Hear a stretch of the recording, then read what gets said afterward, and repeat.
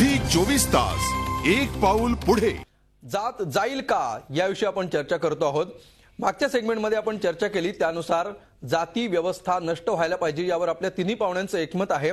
आपल्या चौथ्या पाहुण्या राज्य मागासवर्गीय आयोगाच्या सदस्य पल्लवी रेणके थोड्याच वेळात या चर्चेमध्ये सहभागी होणार आहेत। पण बाळासाहेब, मागच्या भागात जी आपण चर्चा केली ती चर्चा आपली इथपर्यंत येऊन ठेपलेली आहे की जात घालवायची, जात हद्दपार करायची म्हणजे नेमकं काय करायचं, ही प्रक्रिया तुम्हाला काय अभिप्रेत आहे? तुम्ही शाळेच्या दाखल्याचा मुद्दा मांडलात, राजकीय आरक्षणाचा मुद्दा मांडलात, मात्र प्रत्यक्षात जात जर जायची असेल तर ती प्रक्रिया काय असेल, तुमच्या मनात काय आहे, तुम्ही कसे बघता याकडे? ते एक लक्षात घ्या की काही जणांनी स्वतःहून असं ती नाकारलेली आहे, ही वस्तुस्थिती आपण स्वीकारली पाहिजे। हो, ज्यांनी स्वतःहून कुठेही संधी नाहीये की ती व्यक्त करण्याची। का एखादा मुलगा कुठेही शाळेत गेला, त्या प्रिन्सिपल समोर बसला की त्याला असं प्रिन्सिपलला आदेश आलेले असतात की एकूण एक कॉलम त्या ठिकाणी भरला पाहिजे आणि तो कॉलम जोपर्यंत भरत नाही तोपर्यंत प्रिन्सिपल त्याला ऍडमिशन देत नाही, ही वस्तुस्थिती आहे। आणि म्हणून मी असं मागाशी म्हणालो की पहिल्यांदा जे आंतरजातीय विवाह करतात त्यांनी जात सोडलेली असते, त्यांच्या नेक्स्ट जनरेशनला ती संधी असावी, हा एक स्मॉल भाग असं माझं म्हणणं आहे। दुसरा भाग असा आहे की त्याच्यामध्ये अनेक व्यक्ती असे आहेत की त्यांना जात आता सोडायची आहे पण त्यांना असं संधी नाही आहे, तर त्यांना असं सुद्धा संधी असली पाहिजे। आत्ताच्या व्यवस्थेमध्ये काही आहे की कोणीही इथला असं आंतरजातीय विवाह केला तरी त्याला असं त्याच्या वडिलांची जी काही जात आहे ती कंटिन्यू होते। ते त्याचं बंड जातीच्या विरोधातलं जे आहे ते त्याच्यापुरतं मर्यादित राहतं, त्याची नेक्स्ट जनरेशन इथली सत्ताधारीच व्यवस्था किंवा राजकीय व्यवस्था किंवा इथला असणारं ऍडमिनिस्ट्रेशन त्याला पुन्हा जातीमध्ये ढकलते, अशी एक व्यवस्था आहे। तेव्हा ही व्यवस्था जसं सचिन तासगावकरांनी म्हटल्यानंतर लोकशाहीच्या विरोधात आहे, मी असं म्हणतोय ही असं राष्ट्राच्या विरोधात आहे। आणि म्हणून हिला कुठेतरी तुम्ही सुरुवात केली पाहिजे संपवण्याच्या मार्गाच्या, ॲलिनिएशनच्या दृष्टी म्हणजे तिला असं संपवण्याच्या मार्गावरती कुठेतरी आपण सुरुवात केली पाहिजे।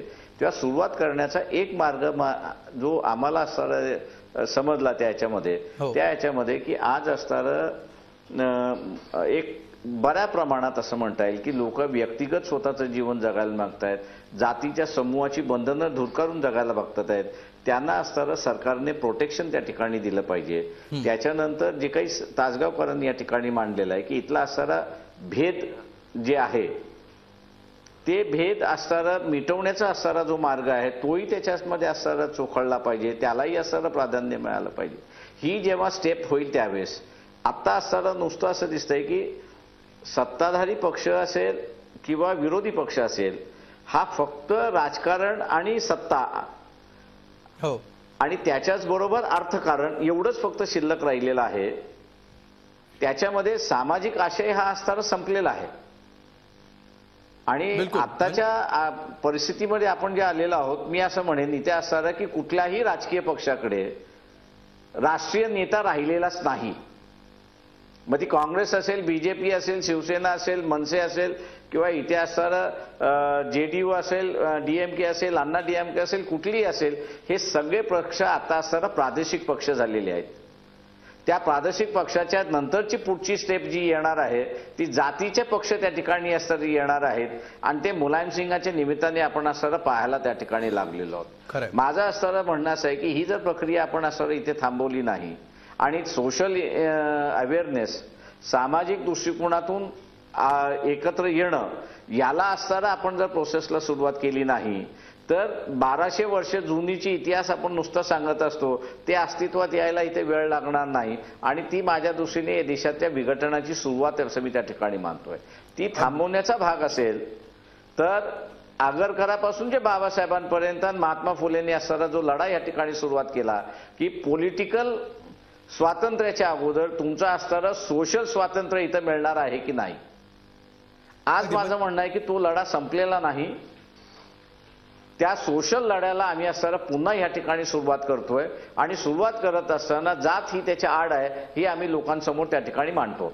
खरं म्हणजे राष्ट्रीयत्वाला जात आडवी येते आहे, राष्ट्रीयत्वाच्या भावनेला जात आडवी येते, त्याच्यामुळे असा जो मोठा वर्ग सध्या तयार आहे जात झुगारून द्यायला, त्याला तुम्ही हे आवाहन करत आहात, त्याला आपली जात जुगारून देण्यासाठी मदत करण्याच्या भावना ही तुमच्या भूमिकेमागे दिसते आहे।